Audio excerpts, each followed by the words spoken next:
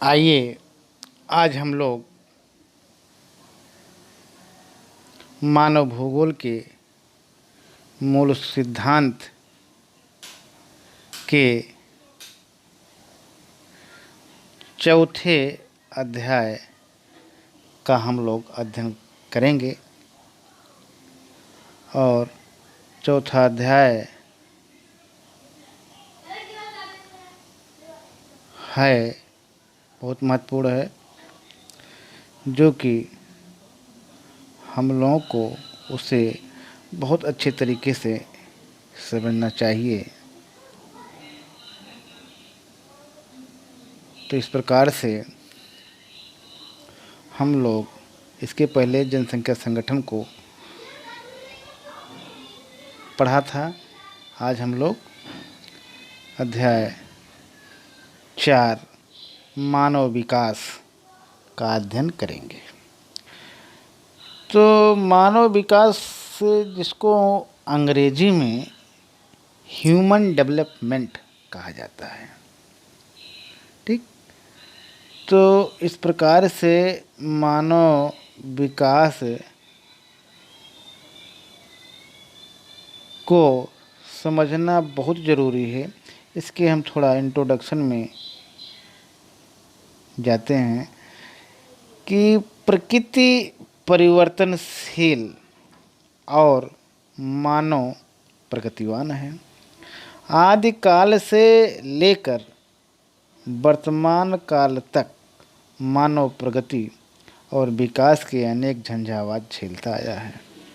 उसका प्रयास प्रकृति के साथ संघर्ष करके जीवन के विकास के पथ पर आगे और आगे बढ़ाना रहा है। मानव मस्तिष्क कभी शांत नहीं बैठता है। वह विज्ञान और प्रौद्योगिकी का प्रयोग करके उन्नति और विकास के नए क्षितिज खोलता रहा है। आदि मानव जो पहिए, अग्नि और पाषाण के औजार तक सीमित था, वहीं आज के आधुनिक मानव ने नेट, जेट, ऊष्मा के नवीन स्रोत खोजकर तथा नई नई मशीनों का आविष्कार करके अपने लिए विकास के स्वर्णिम द्वार खोल दिए। उसका जीवन वृद्धि और विकास के सोपानों से होकर गुजरा है। इस तरह की प्रत्येक वस्तु बढ़ती है, विकसित होती है।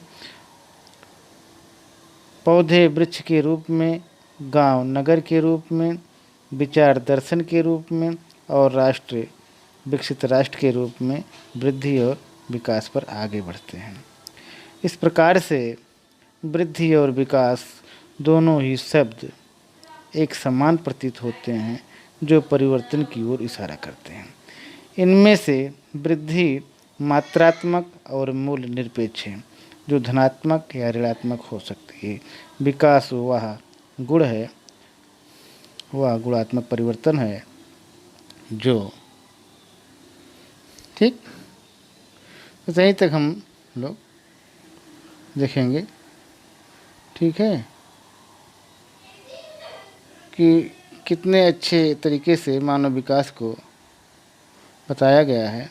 आगे हम लोग देखेंगे इसके जो महत्वपूर्ण बिंदु हैं, उसको देख लेंगे कि मानव विकास से हम क्या समझते हैं।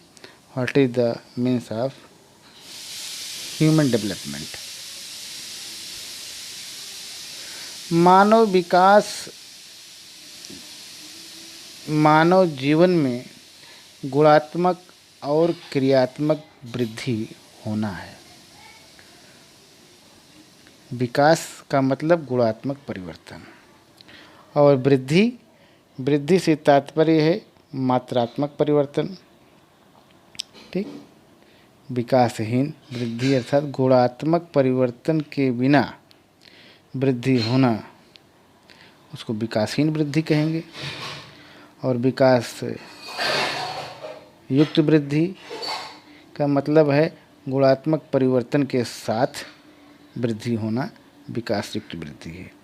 इस प्रकार से डॉक्टर महबूब उल हक पाकिस्तानी अर्थशास्त्री तथा मानव विकास सूचकांक के प्रणेता प्रोफेसर अमर्त्य सेन, भारतीय अर्थशास्त्री और नोबेल पुरस्कार विजेता, सार्थक जीवन जीने की कामना, स्वस्थ रहकर कुछ बनने की कामना की प्रेरणा देते हैं। ठीक, आगे है बेटी बचाओ और बेटी पढ़ाओ का कार्यक्रम बाल लिंगानुपात बढ़ने का राष्ट्रीय प्रतीक है। ठीक, मानव विकास सूचकांक जो मानव विकास में प्राप्तियों का मापन है। आगे है सकल राष्ट्रीय प्रसन्नता। सकल राष्ट्रीय प्रसन्नता माने ग्रास नेशनल हैप्पीनेस, इसमें भूटान है, भूटान नंबर 1 पे है, इससे ने जारी किया था। अगला है यूएनडीपी, हम देखेंगे यूएनडीपी का मतलब है यूनाइटेड नेशनल डेवलपमेंट प्रोग्राम, संयुक्त राष्ट्र विकास कार्यक्रम। ठीक, आगे है मानव विकास प्रतिवेदन 2018 के अनुसार मानव विकास के क्षेत्र में भारत 130 देशों से पीछे है 2018 में। आगे देखेंगे कि मानव विकास का उच्च स्तर, सामाजिक सेक्टरों में अधिक निवेश। अगला है मानव विकास का निम्न स्तर, प्रतिरक्षा पर अधिक निवेश। इस प्रकार से हम लोग एनसीईआरटी पाठ्यपुस्तक के कुछ प्रश्नों को देखेंगे। तो इसमें पहला प्रश्न है, निम्नलिखित में से कौन सा विकास का सर्वोत्तम वर्णन करता है?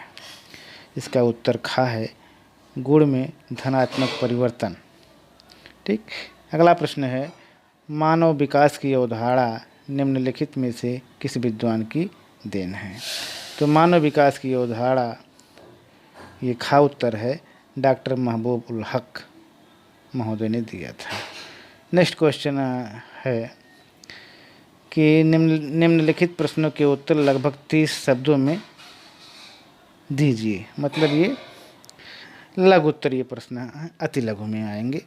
तो इसको हम देख लेते हैं। मानव विकास की 3 मूलभूत क्षेत्र कौन कौन से हैं? उनमें पहला है, मानव विकास के 3 मूलभूत क्षेत्र निम्नलिखित हैं। पहला है स्वास्थ्य, दूसरा है शिक्षा और तीसरा है संसाधनों तक पहुंचने की स्वतंत्रता। ठीक, आगे हम लोग देखेंगे कि मानव विकास के 4 प्रमुख घटक कौन कौन से हैं। मानव विकास के 4 प्रमुख घटक हैं, समता, सतत पोषणीयता, उत्पादकता और घा है सशक्तिकरण। ठीक, तीसरा क्वेश्चन है, मानव विकास सूचकांक के आधार पर देशों का वर्गीकरण किस प्रकार किया जाता है?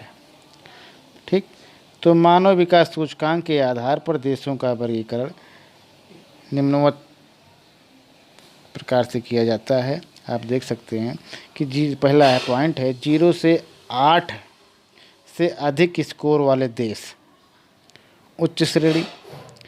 दूसरा है 0.5 से 0.5 से 0.799 के बीच के स्कोर वाले देश, मध्यम श्रेणी। तीसरा पॉइंट है 0.5 से कम स्कोर वाले देश, निम्न श्रेणी। ठीक, आगे हम लोग देखेंगे कि निम्नलिखित प्रश्नों के उत्तर 150 शब्दों से अधिक में न दीजिए। ये है लघुत्तरीय प्रश्न में है। इसको हम लोग देखेंगे। मानव विकास शब्द का अभिप्राय, वृद्धि और विकास के सोपानों से होकर गुजर रहा है और इस धारा की प्रत्येक वस्तु बढ़ती है और विकसित होती है। पौधे वृक्ष के रूप में, गांव नगर के रूप में, विचार दर्शन के रूप में, राष्ट्र विकसित राष्ट्र के रूप में वृद्धि और विकास पर आगे बढ़ते हैं। वृद्धि और विकास दोनों ही शब्द एक समान प्रतीत होते हैं जो परिवर्तन की ओर इशारा करते हैं। इनमें से वृद्धि मात्रात्मक और मूल्य निरपेक्ष है जो धनात्मक या ऋणात्मक हो सकते हैं।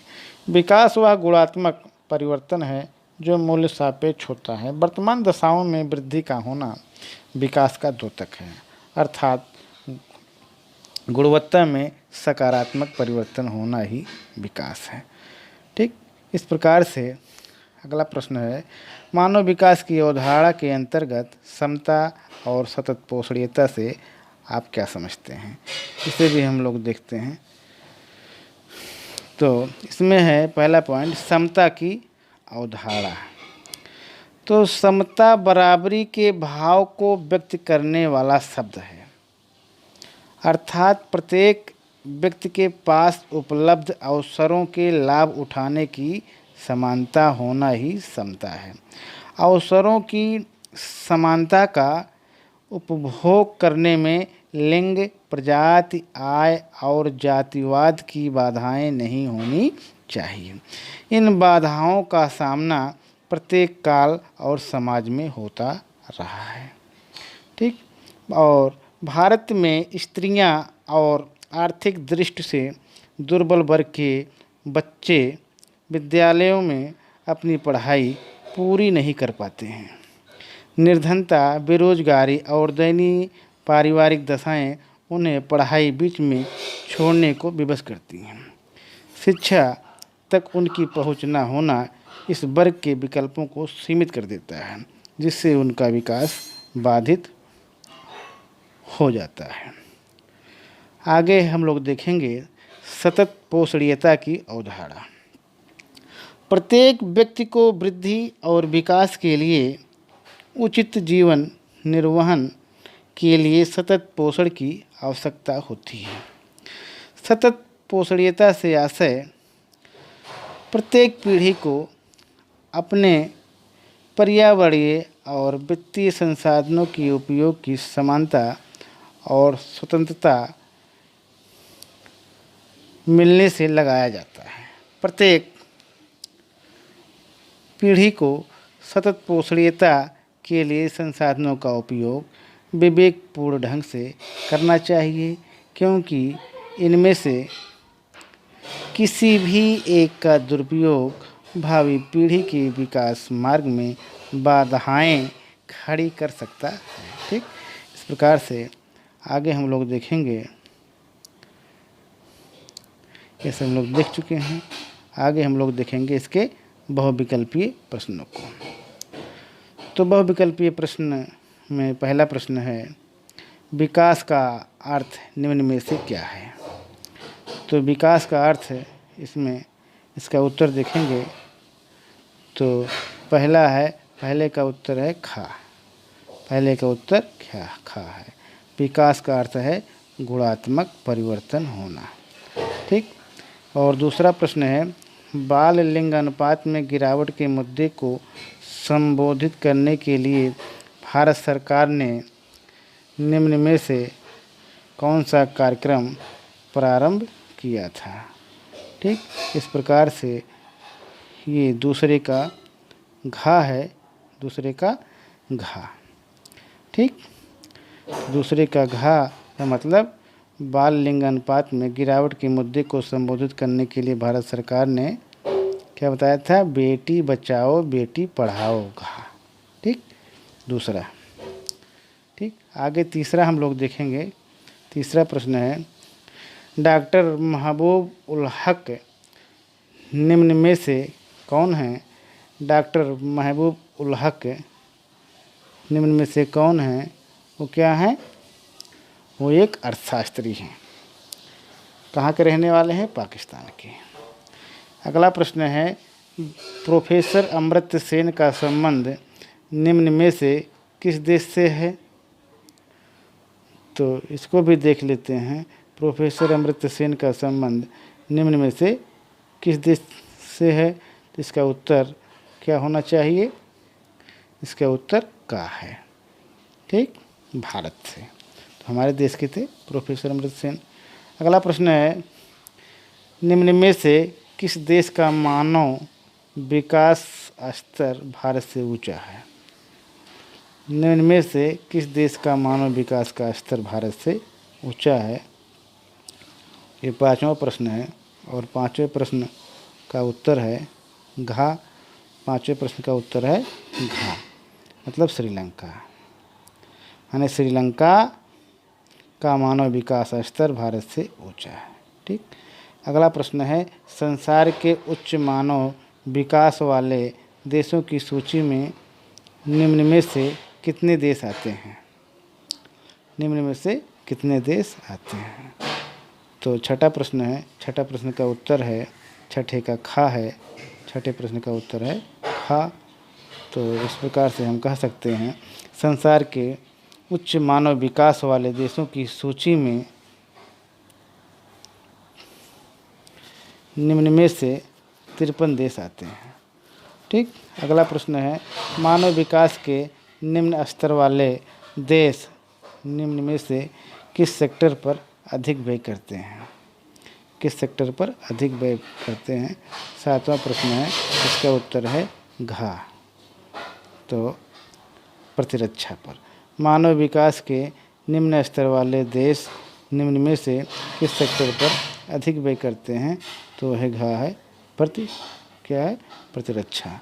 ठीक। अगला प्रश्न है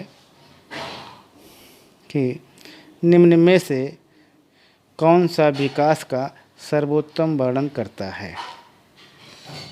तो इस प्रकार से इसका उत्तर है खा, गुणात्मक में धनात्मक परिवर्तन। ठीक। अर्थात विकास का सर्वोत्तम दर्शन, विकास का सर्वोत्तम दर्शन कौन करता है? विकास का सर्वोत्तम वर्णन गुण में धनात्मक परिवर्तन करता है। उत्तर खा है। ठीक। ध्यान दीजिएगा। ठीक। विकास का सर्वोत्तम वर्णन से तात्पर्य है, दूसरा ऑप्शन खा है, गुण में धनात्मक परिवर्तन से। इस प्रकार से आज हम लोग यहीं तक। ठीक। बहुत बहुत धन्यवाद।